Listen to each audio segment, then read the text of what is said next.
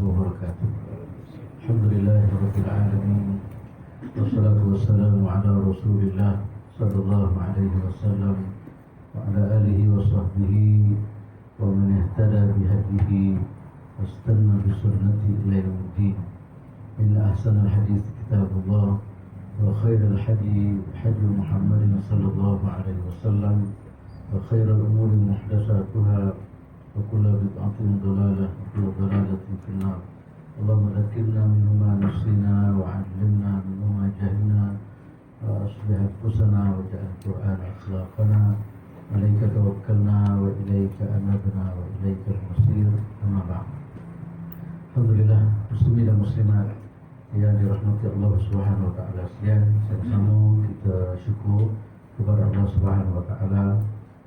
Allah Subhanahu wa taala beri kesihatan kepada kita. Alhamdulillah, kita syukur kesihatan dengan kita mari sama-sama belajar. Ini sebahagian daripada tanda ataupun kaedah kita mensyukuri kesihatan yang diberi oleh Allah Subhanahu wa taala kepada kita. Yang kedua, kita juga syukur kepada Allah Subhanahu wa taala kerana kita boleh bersama Al-Quran. Di mana yang saya sebut semua orang yang bersama Al-Quran, insya-Allah Allah Subhanahu wa taala akan beri kebaikan kepada dia. Dan kita sepatutnya macam itulah Muslim. Dengan Quran satu benda yang tak dipisah dalam kehidupan dia. Okey, kalau hatta saat mana-mana sekalipun, kalau dia tak boleh baca Quran, maka dia rasa tak selesa dalam kehidupan dia lah. Nah, sebab itulah saya pernah sebut cerita sebelum ni bagaimana salafus salih. Hatta saat-saat akhir dia nak meninggal dunia pun dia masih lagi nak baca Al-Quran. Dia bimbang takut berlaku dalam kehidupan dia. Lalu satu hari dalam keadaan dia tidak boleh baca Al-Quran Karim. Ini akhafa yamurru alayya yawmun lam aqra fihi Al-Quran. Aku bimbang takut berlalu satu hari aku tak boleh baca Al-Quran Karim. Itulah tanpa semua kehidupan salafus salih berkaitan kuat dia dengan Al-Quran Karim. Dan sama-samalah kita minta kepada Allah Subhanahu wa taala, moga Allah taala capatlah kita cinta, sayang dan rindu untuk memahami ayat-ayat Allah Subhanahu wa taala dan berusaha untuk menghayatinya dalam kehidupan. Dan insya-Allah untuk hari ini saya akan mula balik ayat 93 lah. Sebab ada kesenambungan dari dengan ayat yang berikutlah. Oleh itu sama-sama kita start baca dengan ayat 93. A'udzu billahi minasy syaithanir rajim. أعوذ بالله من الشيطان الرجيم. بسم الله الرحمن الرحيم. بسم الله الرحمن الرحيم. يسألك الناس عن الساعة يسألك الناس عن الساعة قل إنما علمها عند الله قل إنما علمها عند الله وما يدريك لعل الساعة تكون قريبا وما يدريك لعل الساعة تكون قريبا إن الله لعن الكافرين وأعد لهم سعيرا إن الله لعن الكافرين وأعد لهم سعيرا خالدين فيها أبدا خالدين فيها أبدا لا يجدون وليا ولا نصيرا لا يجدون وليا ولا نصيرا يوم تقلب وجوههم في النار يوم تقلبهم في النار يقولون يا ليتنا أطعنا الله وأطعنا الرسولا يقولون يا ليتنا أطعنا الله وأطعنا الرسول وقالوا ربنا إنا أطعنا سادتنا وكبراءنا وقالوا ربنا إنا أطعنا سادتنا وكبراءنا أطعنا سادتنا وكبراءنا فأضلونا السبيل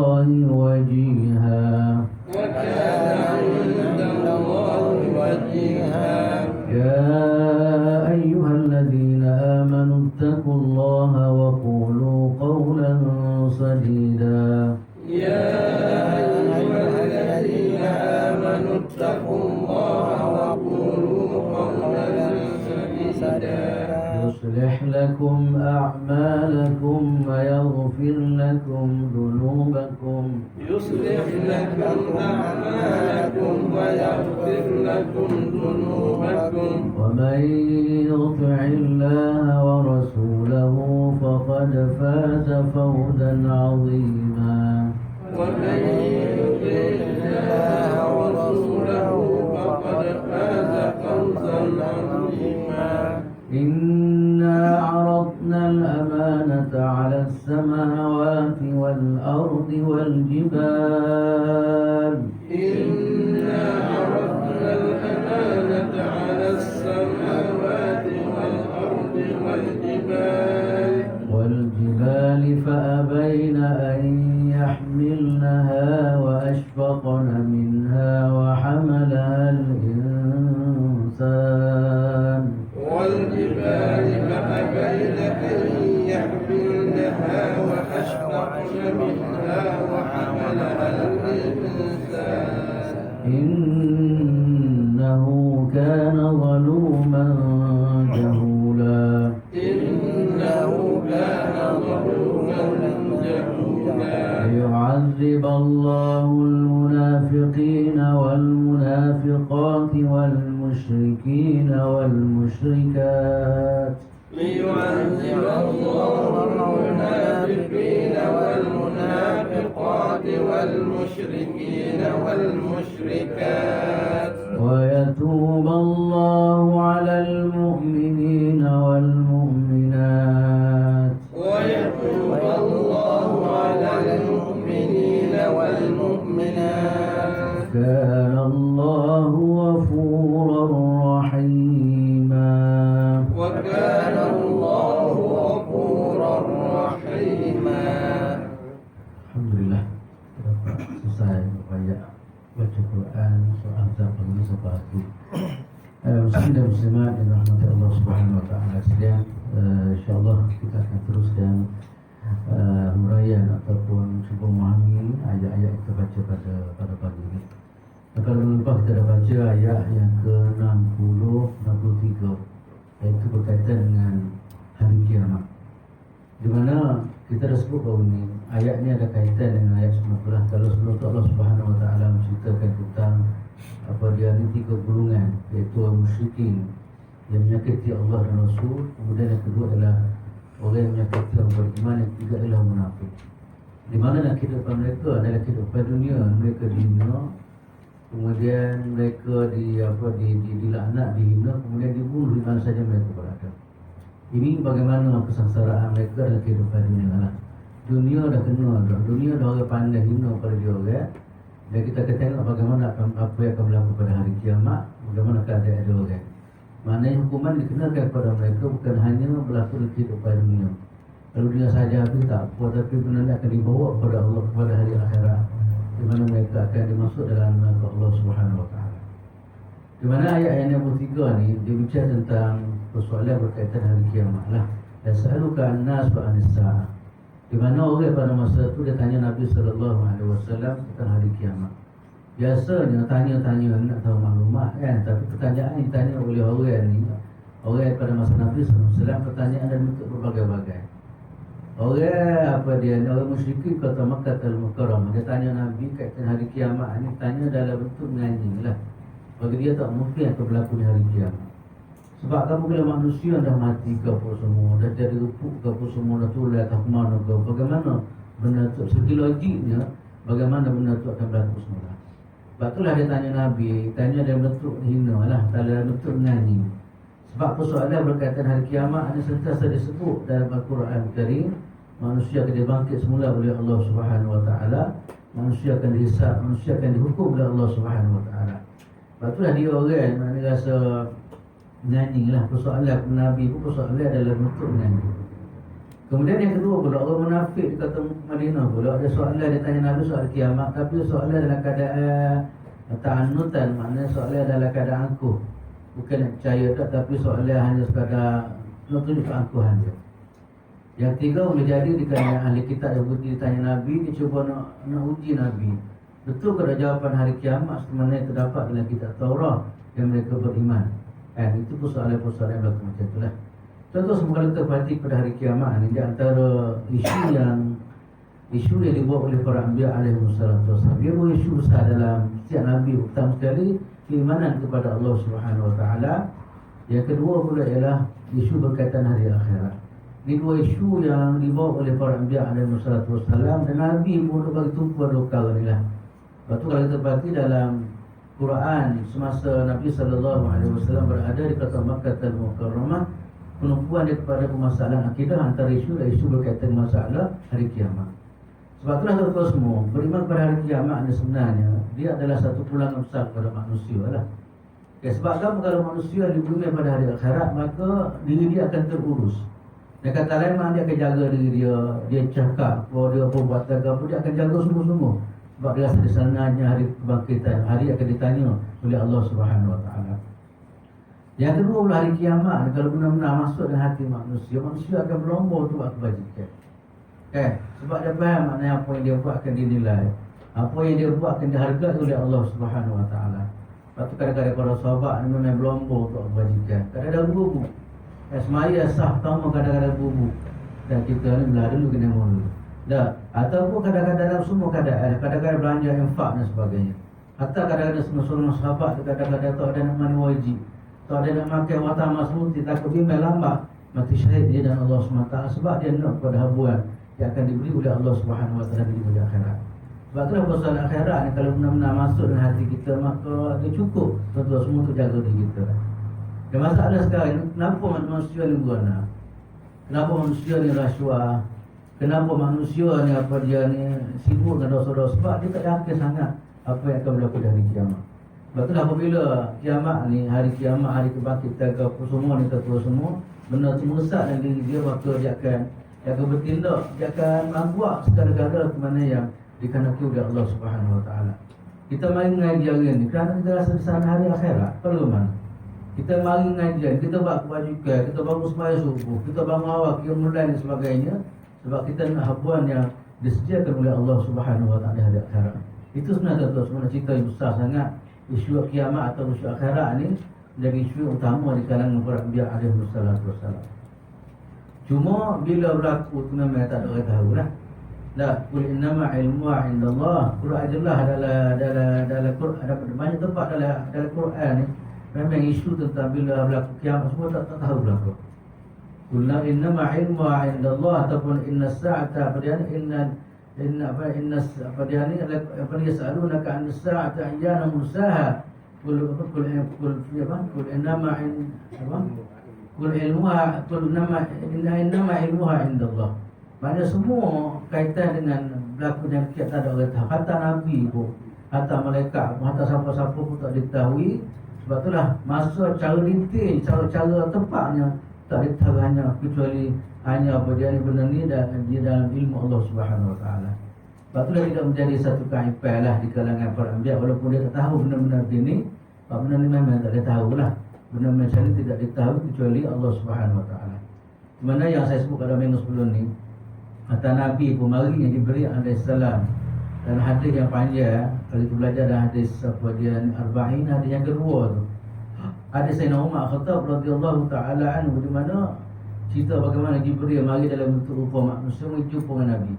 Tanya Nabi beberapa soalan, antara tanya apa tentang masalah hari kiamat. Bila akan berlaku hari kiamat? Nabi jawab, Nabi kata, "Man mas'ulu anha bi'a'lama min as-sa'il." Orang yang kena tanya ada orang tanya tak tahu berlaku bila akan berlaku hari kiamat. Cuma tuan-tuan semua pun gitu, di sana adanya alamat-alamat lah yang dibincang dalam hadis atau disebut dalam Quran. Dalam hadis pun ada tentang alamat-alamat yang akan berlaku, alamat atau berapa asyratus sa'ah yang akan berlaku di hari kiamat. Alamat ni boleh bagi dua. Alamat pertama kita panggil alamat kecil, mana jauh sikit lah. Yang kedua kita panggil alamat kubra, itu alamat yang hampir-hampir nak berlaku di hari kiamat. Alamat surah ni kita berlaku dah sekarang ni. Hatta masa Nabi bangkit pun dah ada kira sebagai alamat surah dah. Sebab Nabi kata bu'istu wasa' wa ana wasa'tu kahatain. Nabi kata aku dibangkit oleh Allah Subhanahu wa taala, hari kiamat dia dekat sangat dah hari kiamat. Maknanya Nabi adalah Nabi terakhir, ada Nabi yang terakhir yang diutus oleh Allah Subhanahu wa taala, itu pun satu daripada alamat surah, alamat kecil yang akan berlaku di hari kiamat. Yang kedua tu pun sebenarnya antara alamat kecil yang dibincang oleh ulama ialah yang dibincang dalam hadis ialah akan berlakunya pendurhakaan kepada ibu bapa ni, khususnya mak lah, banyak di kalangan anak. Hari ini dah mula berlaku dah kan, anak berlaku kepada apa, kepada mak dan sebagainya. Kemudian yang ketiga antaranya tentu semua ialah orang miskin jadi kaya. Maka sekarang kaya biasa belum umur besar. Kemudian kat tanah harap dulu miskin pada pasir dulu pakai bina jadi pakai besar kekayaan sebagainya. Yang ketiga antaranya ialah orang kecek bohong. Hari ini lagu lain, esok lagu lain dulu.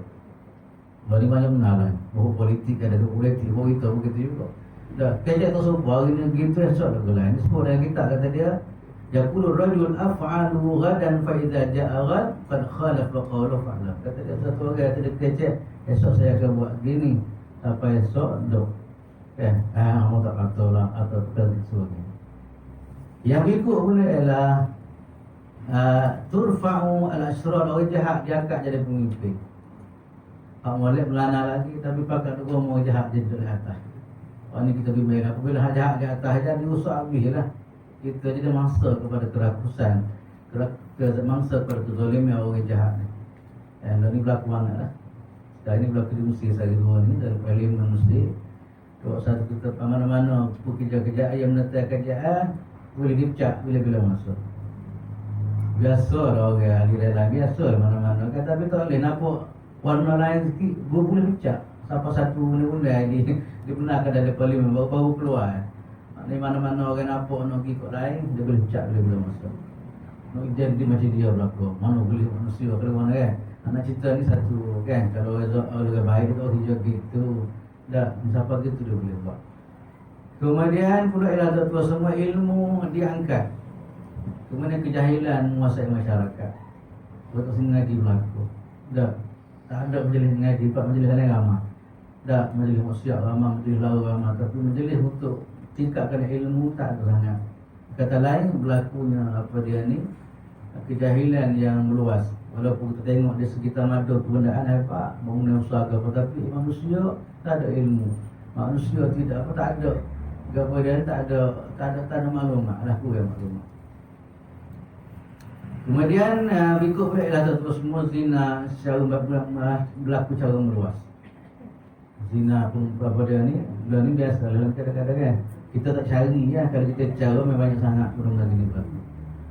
Kemudian lagi pula ialah minum arak, kemudian dia mati mengejut dan sebagainya. Ini berlaku banyak orang yatum lagi kadang-kadang kan. Ini antara yang dibincang oleh ulama ialah ini antara dipanggil betul-betul dipanggil alamat kecil apa dia ni sebelum berlakunya hari kiamat. Yang kedua ialah kita panggil alamat kubra ni. Contohnya alamat kubra ni ialah apa dia ni, contohnya bagi dajjal, contohnya keluar apa dia asap penuh di langit. Kemudian kepala keluarnya binatang besar daripada bumi cakap. Kemudian naik matahari di sebelah barat. Kemudian kepala lagi turunnya Nabi Isa dan sebagainya. Kayak itu antara alamat-alamat dekat dah akan berlaku hari kiamat. Mana walaupun dalam ayat yang kita baca ni tetap bila berlaku kiamat tak berlaku, tak siapa tahu, tapi alamat telah disebut oleh Rasulullah sallallahu alaihi wasallam. Wa ma yudrika la'alla as-sa'ata takunu qariban. Kata dia boleh jadi hari kiamat itu sudah dekat waktu. Walaupun maknanya tak tahu tak boleh dekat dah. Memang dekat lah macam saya sebut dah. Nabi, kebangkitan Nabi pun dianggap sebagai dekat dah akan yang berlaku hari kiamat. Dan sebab itulah ayat ni sebenarnya sebagai peringatan kita lah. Lagu-lagu mana pun kiamat ni akan berlaku bila-bila masa lah. Dan kiamat kalau kita bincang kiamat dia dua lah. Kiamat kecil dan kiamat besar. Kiamat kecil ni mati lah. Mati depan kiamat dah. Kita cuba tengok dengan manusia. Kadang ada sehat, tiba-tiba tak ada. Kan? Tengok molek tiba-tiba tak ada. Itu kiamat. Maknanya kata lain bila manusia mati, kita kira kiamat lah nisbah kepada orang itu. Itulah tentu semua kita sama-sama lah kita persiapan. kiamat benar-benar kiamat kita ni maknanya akan berlaku bila masa sebenarnya. Kemudian Allah Subhanahu wa taala sebut pula innallaha la'anal kafirina wa 'adda lahum sa'ira.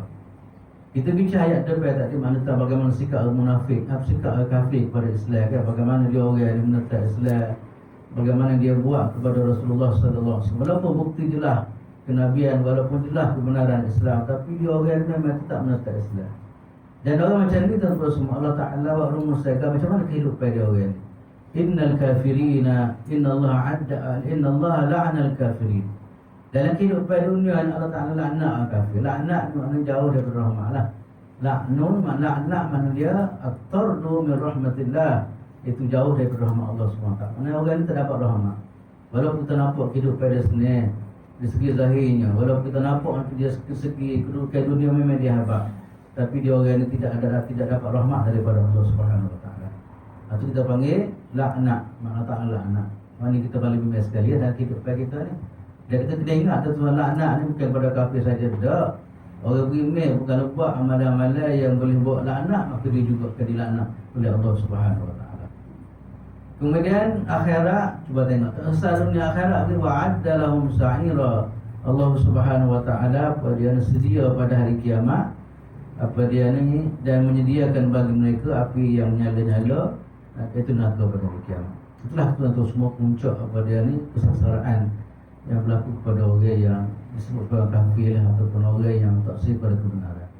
Inilah sebenarnya semua satu daripada rumusan Allah SWT. Dunia adalah anak dia orang, kemudian akhirat dia ditempatkan dalam tempat yang begitu hina sekali, iaitu neraka yang sa'ira, yang mana api dia nyala-nyala. Dalam neraka ni tuan-tuan semua, kehinaan atau penyiksaan yang berlaku ni dia bukan berlaku sehari dua. Kalau sehari dua tu kita boleh tahan, kalau ke mana tak, maka obat sikit, maka obat sakit, sakit. Dia bukan berlaku macam tu lah. Tak, maknanya sakit atau sengsara yang berlaku di akhirat ni dia bukan sehari dua. Dia berlaku khalidina fiha abada. Dia berlaku dalam bentuk apa dia ni, dalam bentuk berpanjangan. Khalidin maknanya kekal lah. Kita bayangkanlah gelang mana, okey. Kita sakit 45 jam puasa tak boleh tidur. 45 jam boleh je tu dia kena tu boleh jadi sihat dah. Tapi bayangkan 5 jam kita tak boleh tidur. Dibayangkanlah tuan-tuan semua dari akhirat bukan hari macam dunia, hari yang begitu panjang di sisi Allah Subhanahu wa taala, dan begitulah keadaan mereka diseksa oleh Allah Subhanahu wa taala, khalidina fiha abadan, kekal selama-lamanya. Kemudian dalam neraka ni tak semua dalam kehidupan dunia. Dalam kehidupan dunia dia boleh ada orang tolong dia, ada orang bantu dia, tambah-tambah kafir, orang hebat-hebat kan. Dalam dunia dia boleh guna orang duit ke apa semua boleh tolong dia, kalau mana dah. Tapi akhirat ni bukan alam tu dah. Dalam alam dunia dia boleh dia guna kehebatan dia guna kepakaran dia guna kekayaan dia untuk beli loyak ke apa semua untuk selamat diri dia. Tapi akhirat dia kata la yajiduna waliyan wa la nasira, iaitu mereka tidak akan mendapat pelindung dan penolong. Tak ada dah. Di dunia dia boleh minta tolong orang kan. Maknanya waliyan maknanya pelindung lah. Gapo dia nak dia boleh minta dalam kehidupan dia. Tak ada dah pada hari akhirat. Tak ada wali. Tak ada orang yang tempat dia nak tuju permintaan dia. Wala nasiran, kemudian tidak ada orang yang boleh tolong dia untuk selamat daripada api neraka Allah Subhanahu wa taala. Itulah tentu semua satu hakikat apa yang berlaku dalam kehidupan akhirat lah. Maknanya kita seorang, kita gitulah tentu semua. Tak ada orang kita toleh ke apa. Sebab itulah ayat ini tentu semua sebagai peringatan kepada kita lah, supaya dia ni sama-sama lah kita pakai pena di kita supaya tak terjemuh dengan suasana macam ni. Suasana azab, suasana tidak adanya bantuan dan pertolongan untuk syafaat kepada orang yang bersalah. Kemudian ayat yang ni tu cerita lagi keadaan bagaimana dia ni, keadaan seksa, keadaan azab yang berlaku pada dalam neraka. Allah kita tengok kan. Saya sebut sosok kepada kita. Sebab tu kalau orang faham Quran, orang dia rasa tak selesa hidup. Kalau baca ayat yang macam tu, tak selesa hidup macam mana, berasa memang lagu-lagu mana pun kena ikhtiar supaya jangan berlaku macam ni. Di mana satu keadaan yang disebut dalam ayat ni ialah yauma tuqallabu wujuhahum fin nari, iaitu hari yang apa dia ni hari yang apa dia wajah mereka dibolak-balikkan dalam neraka. Macam orang benda tu orang muslim dia jual ke muslim kan kata ayam muslim jenis gitulah. Dia panggil bahasa Arab, dia panggil lahmul mashwi. Apa dia ni daging tu pusing. Dia penting Tuhan Nabi kena azab belaka. Dia ada pusing muka dia. Kita tak tahu semua. Kita kadang-kadang sakit dunia, kadang kita sakit sini ya. Tapi Tuhan balik habis supaya dia ni rasa habis muka dia azab Allah Subhanahu Wa Taala. Dia panggil yauma tukallabu wujuhum sunnah. Allah jadi itulah Alhamdulillah kita minta perlindungan daripada Allah Subhanahu Wa Taala. Di mana pada hari ini muka-muka akan dibalik-balik, maknanya kena berlaku. Bucu mana semua diazab oleh Allah Subhanahu Wa Taala muka dia.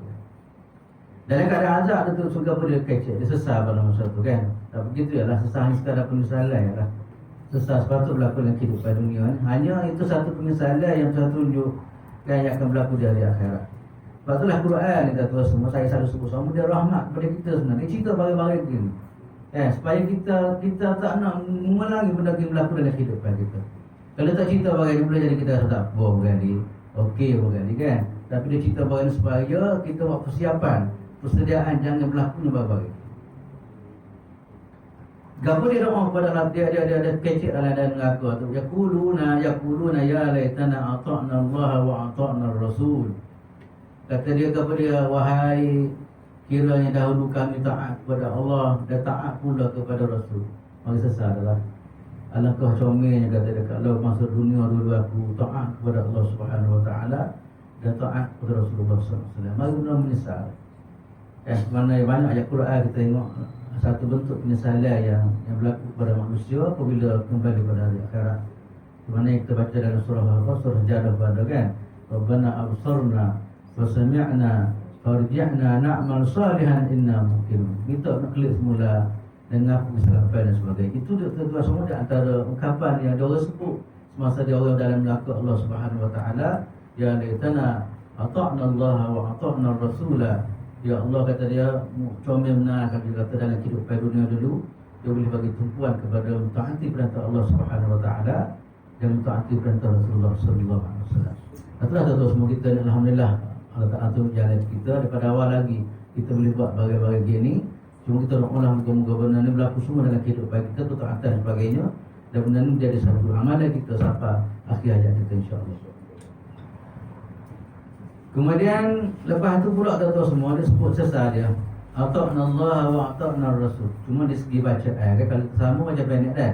Wa ata'na Rasul wa qalu gitu.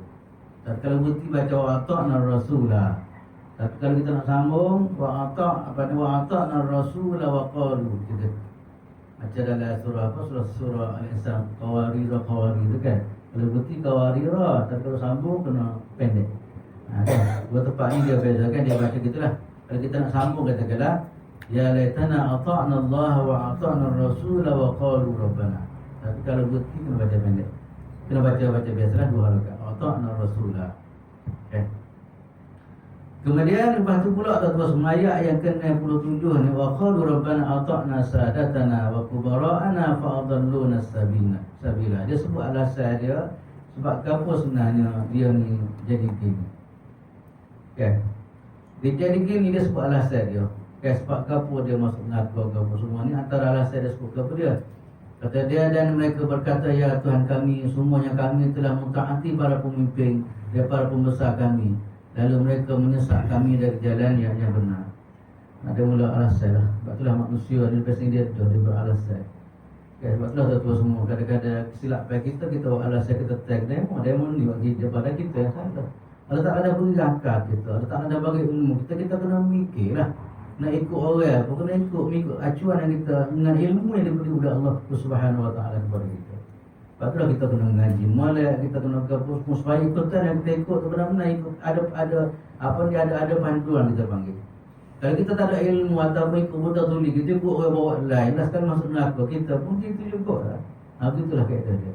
Sebab tu dalam kehidupan dunia ni kita diajar, kita kena mengaji, kita dibiarkan oleh Allah Subhanahu Wa Taala, kita diminta cari maklumat dan sebagainya supaya perjalanan hidup kita adalah berdasarkan pada ilmu, berdasarkan pada panduan yang ditunjuk ajar oleh Allah Subhanahu Wa Taala dan Rasulullah sallallahu alaihi wasallam kepada kita. Kalau tidak akan jadi sesat macam ni lah.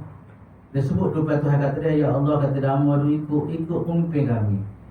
Ata'na Allah, ata'na raksadatana wa kubara'ana. Kami dulu dalam kehidupan dunia, ya Allah kata dia, kami ikut pemimpin-pemimpin kami. Tak ada nak mikir betul tak betul pakai Allah berlaku. Ini kena ingat balik kata semua kan. Kita dalam ikut orang ke apa semua ni, kita kena ada panduan lah. Tak boleh dia panggil taklid betul-betul tak boleh. Tidak akan jadi macam akhirat tak boleh nak undur dah. Tak boleh nak kata dia mau kan gitu. Kita boleh nak kata gitu. Sebab tu nak hidup pada dunia kita kena mengaji balik. Kita ada panduan dan ikutan kita dan sebagainya. Kemudian dia sebut lagi fa'adalluna sabila, mereka inilah yang menyesatkan kami. Inilah macam saya sebut tadilah. Manusia ni kadang-kadang gitulah dia beralasan. Kadang-kadang dia tak nampak daripada dia yang salah dia ikut orangnya. Bagaimana? Kalau benar-benar dia ada panduan hidup, dia ada matlamat hidup, dia memikir mana nak ikut orang ni. Cuba tengok dia cuba nak menyalahkan orang lain. Ini nak cerita hakikat yang berlaku dalam kehidupan manusia. Gapo-gapo kesilapan dia kadang-kadang dia tulis pada orang lain sebelum dia tak diri dia. Tak. Padahal benda tu jelas depan memang silap dia, tapi masa-masa kira mati lah. Kira mati atau kira mandi. Padahal dia yang mula-mula sepatutnya kan. Ini berlaku. Sebab itulah terus semua kita kena ingat molek lah. Ayat ni sebagai satu peringatan. Walaupun kisah-kisah dalam neraka, sampai beginilah kehidupan kita masih kita jaga sebelum sampai lagi. Tak. Qalu rabbana apa dia ni, ata'na Allah wa ata'na Rasul, ata'na sadatana wa kubara'ana fa adalluna as-sabila. Kemudian berikut pula lah tuan semua lagi jawab. Kemudian kata rabbana atihim dhi'faini minal adabi wal anhum la'nan kabira. Ya Tuhan kami, timpakanlah kepada mereka azab 2 kali ganda, dan laknatlah mereka dengan laknat yang berat, yang besar. Maaflah dia lah ni, masa sunaka maaflah kepada pemimpin dia. Tapi malu begitu ya, dan malu gimana, bukan masuk belaka dalam syurga. Tidak. Dia marah disebut tu, ya Allah laknatlah dia. Ya Allah tambahlah azab dia. Tambah sekali azab kafir dia, yang kedua tak azab dia menyesatkan orang lain. Sebab dia fine. Gitulah. Kita ada sama-sama dalam penjara. Ya Allah bunuh daripada kita dalam penjara juga. Gitulah. Ini kisah-kisah yang macam waktu Quran yang boleh cerita bab akhirat, macam benda tu berlaku terbaik kita hidup bagian. Ini nak cerita mukjizat pada yang lafaz Quran yang digunakan oleh Quran tadi. Dia cerita kita manusia ada berlaku depan kita. Dah. Rabbana atihim dhi'faini minal azab. Pertama sekali apabila ada keadaan yang ngeluh kita tadi, sesak apa semua tadi, dia sebut gapo yang buatkan dia jadi mangsa pada api neraka ni. Kemudian yang dia sebut kata dia, ya Allah kerana dia orang ni lawat jahat kepada hamba, atihim dhi'faini minal azab. Maka berilah 2 kali ganda azab kepada mereka. Tak. Mana cerita bahawa sangat lah tu. Kalau mengikut ulama sebut, pertama sekali azab pertama kerana kafir dia, yang kedua kerana itulah atau kerana dia menyesatkan orang. Dia kata gitu. Tapi gitulah betul sama macam saya sebut tadilah. Memang tak ada apa dah kecek lah ni. Semua kena rasa belakang apa Allah Ta'ala. Nak cuma banyak sikit itu tisu lah. Yang penting dua-dua kumpulan memang kena belakang lah. Wal anhum la'nan kabira. Yang kedua pula laknatlah mereka dengan selaknat-laknatnya. Allah mahu sungguh. Apa tak mahu dunia. Maksudnya kan dunia sahnya dia. Dunia taat dia, dalam dunia jadi hamba pada dia kan. Akhirat mula nak mahu dia. Tak ada guna dah sebenarnya. Tapi itulah tu semua hakikat. Macam gambar kepada kita, itulah sebahagian daripada contoh bagaimana manusia diazab oleh Allah Subhanahu Wa Taala di negeri akhirat. Terdoalah Allah SWT selamatkan kita kan. Ini satu gambaran bagaimana sudah mengkapi Allah tak beriman di akhirat. Alhamdulillah. Kemudian kita masuk ayat berikut ialah ya ayyuhallazina amanu la takunu kallazina adaw Musa fabarra'ahu Allah mimma qalu wa kana 'indallahi wajiha. Wahai orang yang beriman, janganlah kamu menjadi seperti orang yang menyakiti Musa. Maka Allah Ta'ala membersihkannya daripada tuduhan-tuduhan yang mereka lontarkan, dan dia seorang yang punya kedudukan terhormat di sisi Allah Subhanahu Wa Ta'ala. Sekarang ginilah, dalam ayat ini ada kaitan dengan peristiwa yang berlaku pada masa Nabi SAW berada di Madinah Munawwarah. Di mana di Madinah ni ada orang yang menyakiti Nabi lah. Dalam contohnya 3 peristiwa yang besar. Yang pertama sekali bila Nabi kahwin dengan Zainab, mana kita ada bincang dalam surah ni, maka gapo kata Nabi? Anak akak kan, apa dia ni isteri pada anak akak Nabi sendiri. Di kalangan Mekah mengatakan Nabi ni memang buat satu benda bukan-bukan. Ini satu bentuk dia orang menyakiti Nabi sallallahu alaihi wasallam. Yang kedua dalam peristiwa dia panggil al-ifki, orang tuduh Aisyah radhiyallahu taala anha berzina dengan satu orang sahabat nama dia Safwan bin Mu'attar radhiyallahu anhu. Tentu semua peristiwa ini memang cukup menyakiti Nabi sallallahu alaihi wasallam dan cukup menyakiti kehidupan dan berkeluarga Nabi sallallahu alaihi wasallam. Bayangkanlah semua Aisyah bukan sehari dua dipaksa menanggung bebannya orang tuduh dia berzina. Saya baru kan tentang apa dia ni Marwah Aisyah radhiyallahu taala. Apa Aisyah dikatakan apa dia ni memang dia kadang tidak sihat. Kenapa? Kerana dengar apa dia ni benar-benar gitu. Kan? Yang ketiga pula ada orang Nabi menyakiti Nabi ni, dia kata Nabi ni tidak adil dalam pembahagian. Ada dalam peperangan tu Nabi bagi harta ghanimah ataupun harta faid. Ada satu orang tu memang tuduh Nabi, kata Nabi ni tak betul. Nabi ni pilih kasih. Nabi ni buat gini buat gitu dan sebagainya. Ini bentuk-bentuk yang adalah dia bentuk-bentuk yang ada rupa atau bentuk menyakiti Rasulullah sallallahu alaihi wasallam. Maknanya wahai orang Islam, wahai orang beriman kepada Allah Subhanahu wa taala, janganlah kamu menyakiti Rasulullah sallallahu alaihi wasallam semana orang yang kau dulu pernah menyakiti Nabi Musa alaihi salam. Jangan kamu mengulangi apa yang dibuat oleh kaum Musa kepada Nabi Musa alaihi salam. Kaum Musa kena seksa pada Allah Subhanahu wa taala sebab dia menyakiti Nabi Musa. Maka kamu wahai orang Quraisy, wahai orang beriman dan sebagainya, jaga-jagalah jangan buat barang-barang begini. Takut maknanya peristiwa sama akan diulangi oleh Allah Subhanahu wa taala. Di mana kalau kita perhati dalam ayat ini tersebut bagaimana kaum Musa AS dia menyakiti menyakiti Nabi Musa AS. Di sana ada riwayat-riwayat lah. Cuma dalam Quran tersebut gapo bentuk dia menyakiti Nabi Musa AS. Cuma di kalangan ulama tafsir dia sebut beberapa perkara lah. Bentuk dia orang yang menyakiti Nabi Musa AS. Yang pertama sekali bentuk dia menyakiti Nabi Musa ni, dia kata Musa ni minta maaf saya sebut kata bagi besar, dia kata minta maaf saya sebut kan dia kata sebab tu Musa pakai kemah sok pakai, dia kata sebab Musa ni bagi besar, dia kata saya bagi you minta maaf saya sebut kalimah tu memang dia kata bagi besar gitu juga. Satu masa takdir Allah Ta'ala Nabi Musa ni dia mandi.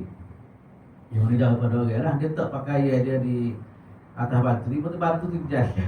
Buat lagi kain dia. Maka dia boleh dia mandi tadi ketua semua. Dia apabila gitu dia pun cari. Fakharaja fi talabihi. Dia pun cari dia kena kelanya bogel lah. Bukan kain dia dibawa oleh dibawa oleh batu tadi. Maka alas sekali orang pakat tengok belakang lah. Tak ada gapo pun maknanya gapo orang bijak sebelum orang tuduh sebelum tak berlaku pun. Lepas tu dia panggil Fakharaja mimma qalu. Allah Ta'ala bersih daripada apa yang mereka kata. Maknanya itu hikmat saya berlaku lah. Nabi Musa jauh pada duduk mandi, kemudian taklah kain atas tu kan, atas batu boleh jaga. Buat lari kain dia. Mari tengok kain tak ada, cari tu. Orang pakai tengok lah weh. Tak ada gapa tak sepuh kita kata. Kita kata dia besar gapa, tak ada. Molek pelana kata dia. Kan begitu kita. Tak satu. Ada pandangan yang mengatakan tuduhan dia antara bentuk dia menyakiti Nabi Isa ni, dia ada riwayat mengatakan satu masa dia dengan Nabi Harun naik bukit. Bila naik bukit kemudian Nabi Harun tu mati atas bukit. Mati atas bukit kata semua. Maka orang tuduh Nabi Musa ni bunuh Nabi Harun. Dia geriuh pula situ pula.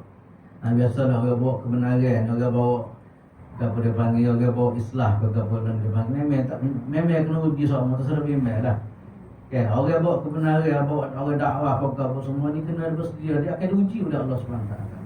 Tak ada lainnya sikit. Nabi Muhammad tak pernah lainnya. Kata gilu, kata segala dia kata. Sebab dia kata apa lah, kalau orang molek nak tuduh ke apa semua tu benar segala kita panggil. Dah. Maka Allah Ta'ala lepas dia orang geriuh.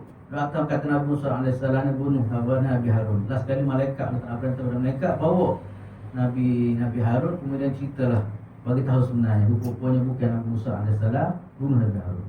Waktu babarra'ahu Allah mimma qalu. Kemudian yang ketiga ada pandangan mengatakan ni, maknanya Qarun ni satu. Qarun ni dia upah orang Tino jahat supaya ngaku dia berzina dengan musuh depan ramai-ramai lah. Ini yang ketiga saya nak syarahnya sikit kan. Yang ketiga ni kata semua antara poin yang diguna pakai oleh orang ni. Biasa orang nak berubah oleh agama ni dia guna isu macam ni lah, isu skandal seks. Ini benar ni bukan satu perkara ni yang dibuat bukan cinta lama dah tu semua. Sebab tu lah orang kaum ini dia nak berubah oleh agama antara ni dia guna isu ni lah, musuh seks untuk jatuh oleh itu. Lah ni pun ada pak kita kalau hendak yang guna kita. Maknanya dia suruh orang Tino ni, dia suruh orang orang Tino ni ngaku. Dia para mama kata Musa ni dia berzina dengan dia. Ini satu perkara yang besar-besar lakon ni. Nak mahkamah kekek kalau ni dah. Kekek hijau kadang-kadang lah. Ni kena ingat. Semua ni bukan benda baru lah. Belakang ini adalah kesenambungan daripada perangai-perangai dia buat dulu. Cuma pelaku yang berbeza. Segi perangai sebut dulu. Dah. Ini kayak dah. Bukan saya kata ni ada sebut dalam kitab. Benda-benda gini dah. Benda yang orang tuduh. Nabi banyakkan Nabi begitu. Contoh katakanlah Abu Aisyah tadi itu kisah juga. Tuduh Nabi Aisyah kahwin, Aisyah nak dia zina kau tu dan sebagainya. Ini satu benda yang jadi lumrah lah. Saya pernah baca satu tulisan dia kata, saya sebut tadi lah, pemilih ni kalau dia nak jatuh agama nak bersih, kalau ke mana? Dia tak terlibat dengan risuah, tak terlibat dengan riba, tak ada, tak ada. Cuma dia mikir bagaimana nak jatuh kan. Sebab orang ni lagu mana, orang kakak dia lagu mana, sebab orang baik nak kedakap dia orang lain. Dia nak guna isu rasuah, tak boleh tak makan sama. Dia nak guna isu gabar dia tu, tak boleh. Last sekali ni antara isu yang laku yang diguna oleh orang. Itu mana yang berlaku pada Nabi Musa AS. Nabi Musa AS kita satu semua dekat sana. Kalau dia upah khusus, upah orang. Orang tina pelacur lah, comel ke apa semua. Kemudian dia iklan daripada mama, kata Nabi Musa AS berzina dengan dia. Tapi Allah Ta'ala selamat lah. Allah Ta'ala bebaskan Nabi Musa AS daripada tuduhan tadi. Yang keempat pula ada ulama mengatakan azam Musa itu dengan makna dia tuduh Musa ni sihir lah, gila lah, macam dia tuduh Nabi lah. Inilah ketua semua antara tuduhan yang dikena kepada Musa AS. Tapi semua itu dibebaskan oleh Allah Ta'ala. Fabarra'ahu Allah Subhanahu Wa Ta'ala bebaskan dia Nabi Musa. Tak kena berlaku macam. Walaupun tuduhan yang berbagai-bagai tertentu, tapi maknanya sekali Tuhan bebaskan. Sebab apa? Wa kana indallahi wajiha. Sebab Nabi Musa ni adalah orang yang sangat mulia di sisi Allah Subhanahu. Tak pernah sabar sekali apa orang mulia macam ni, orang yang akan buat barang tak boleh. Bagaimana dah? Orang yang mulia, orang yang hebat, orang yang dekat dengan Allah Subhanahu, tak mungkin mustahil dia akan buat barang itu. Kita tahu wa kana indallahi wajiha. Nabi Musa AS adalah orang yang mulia di sisi Allah Subhanahu Wa Taala. Itulah tentu semua kita diarah ayat ni jangan sekali-kali kita mengkhianat, menyakiti Nabi sama ada dalam bentuk perkataan ataupun perbuatan. Dan ni banyak ni kadang-kadang orang kata Nabi kuat nafsu lah ni, kau semilai lah, apa-apa lah tu satu depan azab itu tu satu bentuk menyakiti Rasulullah Sallallahu Alaihi Wasallam. Masalah sekarang ni kadang-kadang masalah ya buat isu kita, tapi mana benda tu dibawa oleh orang Islam kan. Ngaji dengan masalah buat isu macam ni, dia pun bawa klik Malaysia, cerita tulis internet dan sebagainya. Ini dia telah melangari apa yang Allah Ta'ala kata, ya ayyuhallazina amanu la takunu kallazina adaw Musa fabarra'ahu Allah mimma qalu wa kana indallahi wajiha. Kemudian kita sikit lagi, ya ayyuhallazina amanu taqullaha wa qulu qawlan sadida yuslih lakum a'malakum wa yaghfir lakum dhunubakum wa man yuti'illaha wa rasulahu faqad faza fawzan 'azima. Wahai orang-orang beriman, janganlah kamu menjadi wahai orang-orang beriman, bertakwalah kamu kepada Allah Subhanahu Wa Taala dan ucapkanlah perkataan yang benar. Tentu semua ayat ini sebenarnya ajar kita. Allah Ta'ala ajar perintah kepada kita lah, orang Islam ni kita ada budaya tersendiri dan kehidupan kita lah. Ya, Allah Ta'ala minta maknanya kita kena semua jaga semua takwa kepada Allah Ta'ala ni. Ya, takwa maknanya kita jaga semua batasan-batasan Allah Subhanahu Wa Taala. Hak Tuhan buat tu kita ngomong betul-betul, hak Tuhan larang tu kita jauh betul-betul. Itu kita akan takwa kepada Allah Subhanahu Wa Taala. Maka di antara amalan takwa tersebut ialah kita kecek molek. Atau kita panggil apa dia? Wa qulu qawlan sadida, kecek molek lah. Islam dia minta supaya kita dalam lidah sebahagian daripada nikmat yang diberi oleh Allah Subhanahu Wa Taala kepada kita lah. Kita diajar takwa dalam lidah ni adalah takwa dalam bentuk kita jaga dari segi percakapan kita. Kalau kita cakap fakta tu betul, kita cakap tu tidak hina orang lain, kita cakap tidak menyakiti orang lain, kan, itu maknanya kecek benar kita panggil tak? Ini pun ayat ni sebenarnya ayat ni memang sesuai dengan untuk orang learning lah. Dah, untuk orang learning lah, semua orang kita berlaku lah. Dah ni kadang-kadang kecek memang ada lah bagai-bagai tak mengalir. Dah, lah ni kecek, dia kata kecek dia dengan yang tangil lah, dia tukang tangil pula. Kecek kadang-kadang tak fakta tak tu kadang-kadang. Kemudian kecek pun tak kena dengan landasan yang diajar oleh Islam. Kadang-kadang kecek menyakiti orang, kadang-kadang kecek hina orang, kadang-kadang melupakan perasaan orang dan sebagainya. Islam ajar maknanya qulu qawlan sadida, berkata benarlah kepada dalam semua urusan kamu. Antara berkata benar ni ialah, katanya ulama, ialah kita kecek molek, mana kita zikir. Zikir itu ada sebahagian daripada qawlan sadida. Contohnya kita katakan apa dia? La ilaha illallah ka, kita kata la ilaha illallah ka, itu pun termasuk dalam qawlan sadida. Ataupun islahun bainan nas, kita damai di antara orang yang berbalah. Kita damai berbalah termasuk ayat ni jugalah. Kita cakap benda molek, kita nak damai ke orang baik, teman orang balah, itu mana kita termasuk dalam golongan yang disebut sebagai qawlan sadida. Kita guna kalimah yang comel untuk mendamaikan dua orang yang bermasalah. Sebab itulah tu semua orang yang hidup, orang yang jadi kering macam ni comel sangat lah. Sebab kita tak ada. Kalau tanah harap tu, kalau berlaku balah, mesti ada orang selalu. Orang cuba mendamaikan. Sebab kita tengok dulu, tengok kita jauh-jauh ke video. Itu masalah lepas. Bahar negara Arab terus kalau berlaku balah sama ada atas bah, kata bah ni balah ramah. Sebab ramah. Arab ni suka balah, tapi dia suka baik. Kita ni balah sekali dia siapa 7 keturunan kita kan. Dia ni apabila berlaku balah tu ada lah orang cerah dah. Orang bagi gini dia cuba nak damaikan. Sebab tu orang yang mendamaikan orang balah ni dah termasuk dalam qawlan sadida. Yang kedua pula ialah dia adalah orang yang terbaik di sisi Allah Subhanahu Wa Taala. Sebab itulah orang yang bakar api adalah dosa besar. Kemudian orang yang cuba membaikkan orang balah adalah orang yang terbaik di sisi Allah Subhanahu Wa Taala. Kemudian cuba tengok apa sebenarnya pulangan Allah Ta'ala janji kepada orang yang dua perkara ni. Orang yang takwa, kemudian orang yang jaga percakapan dia ni. Di sana ada beberapa pulangan yang akan diberi oleh Allah Subhanahu Wa Taala. Yang pertama sekali ialah yuslih lakum a'malakum. Allah Ta'ala janji kepada kita, Allah Ta'ala akan baiki amalan kita.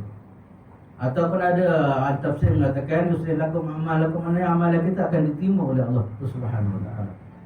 Hijau-hijau kita molek tadi, maknanya apabila kita ada benda-benda gini, takwa, kita ada makna kita jaga mulut kita dan sebagainya, maka pulangannya ialah tak antaranya katanya Allah Subhanahu Wa Taala yuslih lakum a'malakum. Allah Ta'ala akan jaga amalan-amalan kita, ataupun Allah Ta'ala akan terima segala amalan-amalan kita.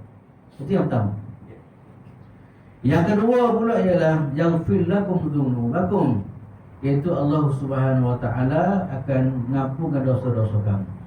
Dua perkara lah. Dua perkara ni cuma benar lah. Terima amalan kita. Yang kedua pula amalan tak molek diberi keampunan oleh Allah Subhanahu Wa Taala. Dua perkara ni kita nak lah. Maknanya dalam menjalani kehidupan, dua perkara ni kita nak sebagai ahli syurga. Mana amalan kita buat tu hari Musa. Yang kedua, kesalahan yang kita buat tu hari Lik. Tak pun habis. Ada dosa-dosa yang kita buat. Maka bila ada dua perkara ni terus semua, maka pasti orang ni adalah ahli syurga Allah Subhanahu Wa Taala. Itulah kemuncak terus kemuncak apabila kita menyahut ya ayyuhallazina amanu taqullah wa qulu qawlan sadida. Sebab tu ada semua ulama mengatakan kalau maknanya amalan soleh ni sebenarnya amalan yang akan dapat keampunan daripada Allah Subhanahu Wa Taala. Maknanya kalau lah di antara apa dia ni kesan apa dia ni, kalau kita buat amalan soleh ni bukan sekadar amalan kita diterima, yang kedua pula ialah keampunan yang akan diberi oleh Allah Subhanahu Wa Taala. Dasar pada ayat inilah yuslih lakum a'malakum wa yaghfir lakum dzunubakum. Wa man yuti'illaha wa rasulahu faqad faza fawzan 'azima. Dan siapa-siapa yang taat kepada Allah Subhanahu Wa Taala dan Rasulullah sallallahu alaihi wasallam, maka dia dia adalah orang yang paling berjaya lah. Maknanya taat tu berjaya dah. Dari dunia orang bertaat kepada Allah dan Rasul tu berjaya dah. Apatah lagi kepulangan yang dia akan dapat bila kembali kepada Allah SWT pada hari akhirat. Kita boleh taat perintah Tuhan itu dah fauzan azimah dah. Apatah lagi habuan yang akan diberi oleh Allah Subhanahu Wa Taala kepada kita. Itulah tentu semua saya setakatlah kita sama-sama ada ayat terakhir, dan insya-Allah untuk minggu datang kita akan cuba habiskan surah Ahzab. Kemudian saya akan buat rumusan daripada awal sampai akhir lah, kandungan yang kita bincang daripada awal surah Ahzab sampai akhir surah Ahzab. Setakatlah untuk hari ini, dan kita doalah semoga Allah Subhanahu Wa Taala memudahkan kita untuk memahami, kemudian dapat sama-sama untuk menghayati dalam kehidupan kita insya-Allah taala. Yang baik daripada Allah Subhanahu Wa Taala, yang tak melihat itu daripada kesalahan daripada kelemahan saya sendiri. Aku qouli hadza wa astaghfirullahalazim li wa lakum.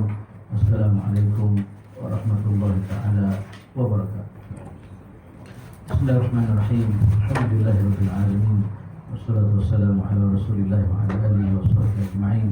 Allahumma ma 'allamtana wa 'allimna ma yanfa'una warzuqna 'ilman yanfa'una. Alhamdulillahi ala kulli hal.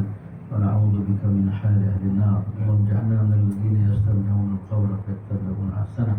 اللهم زينا بزينة القرآن وأكرمنا بكرامة القرآن وشرفنا بشرافة القرآن وأدخلنا الجنة بشفاعة القرآن وعافنا من كل بلاء الدنيا وعذاب الآخرة بحرمة القرآن. اللهم اجعلنا من أهل القرآن، هم أهلك خاصتك يا أرحم الراحمين. اللهم ذكرنا منهما نسينا وعلمنا منهما جهلنا وأصلح أنفسنا واجعل القرآن أخلاقنا. اللهم اجعل القرآن أخلاقنا. اللهم اجعل القرآن أخلاقنا. عليك توكلنا وإليك أنبنا وإليك المصير. ربنا آتنا في الدنيا حسنة وفي الآخرة حسنة وقنا عذاب النار. وصلى الله على سيدنا محمد وعلى آله وصحبه وسلم. الحمد لله رب العالمين. سبحانك اللهم وبحمدك أشهد أن لا إله إلا أنت أستغفرك وأتوب إليك.